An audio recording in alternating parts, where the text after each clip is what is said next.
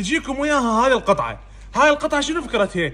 تجيكم هاي الفرشه من تنظفون بها الزوالي. هاي الفرشه تسحب شكو وساخه موجود بنص الزوليه، مثلا الشعر. تجيكم ايضا هاي القطعه اللي تنظف الزوايا بالفرشه. وتعال باوع هنا كميه القطع اللي تستخدموها بالزوايا الضيقه والزوايا نحسه الوصول وفد شيء